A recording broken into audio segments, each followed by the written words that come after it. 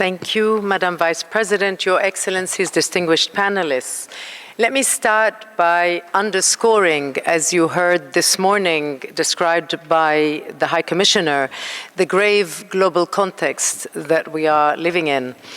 At this critical juncture, and we have called it a time of existential threat, we find ourselves facing an unprecedented peril at a unique and precarious point in history, at the edge of a precipice. Military power can be a deterrent, but there are countless examples where it has failed to prevent conflict and achieve its immediate desired outcomes guided by national interests, leading to dramatic unintended consequences. More than ever, therefore, we need to reinvest in the power of diplomacy. Diplomacy is the chief instrument of a state's foreign and trade policy.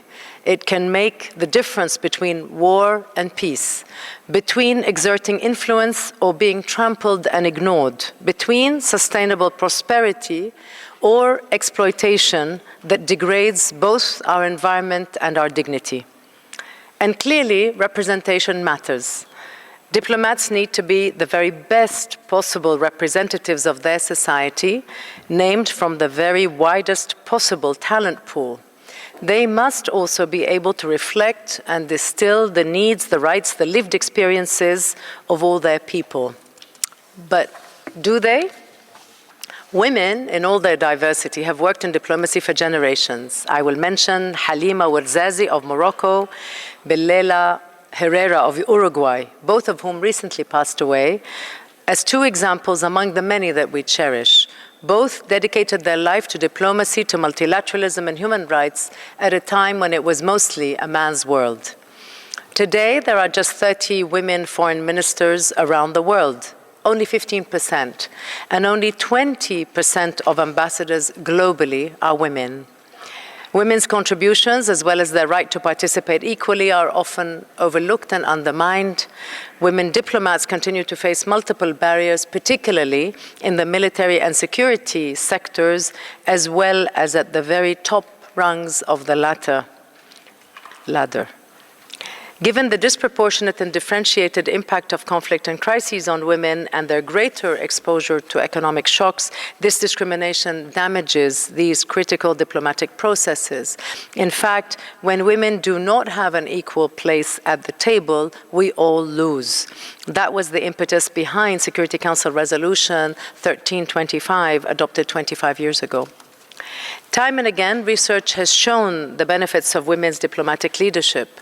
A global study conducted by UN Women 10 years ago found that women's participation increased by 20% the probability of a peace agreement lasting at least 2 years, and increased by 35% the probability of a peace agreement lasting 15 years. The maths is clear.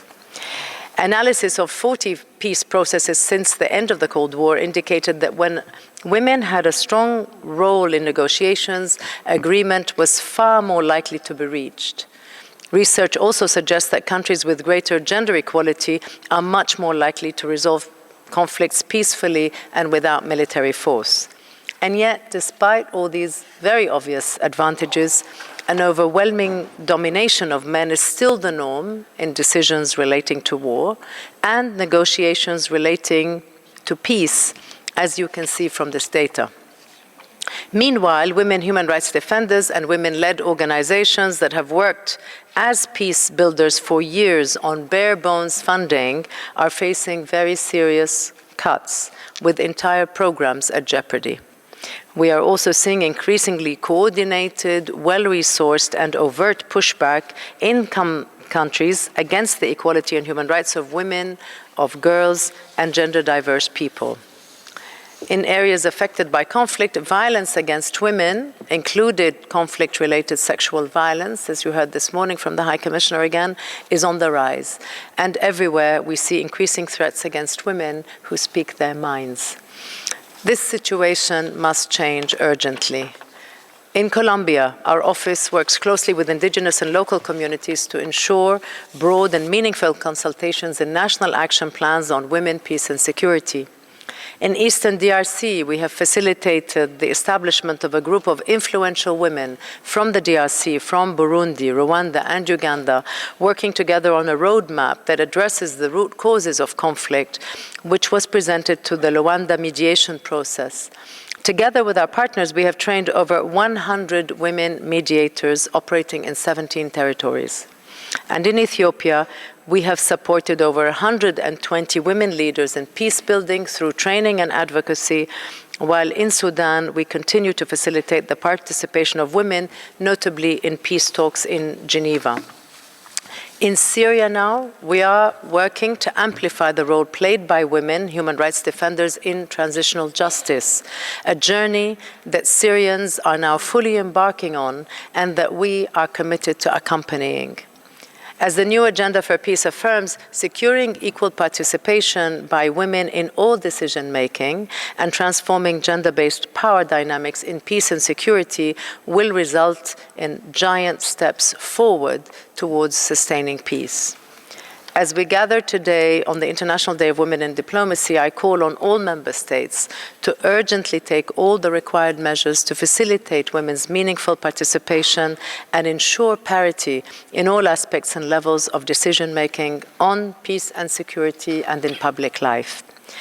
Look forward to hearing from our inspiring panelists, which include several women and a very committed gentleman and ally, all of whom have been deeply engaged in peace building.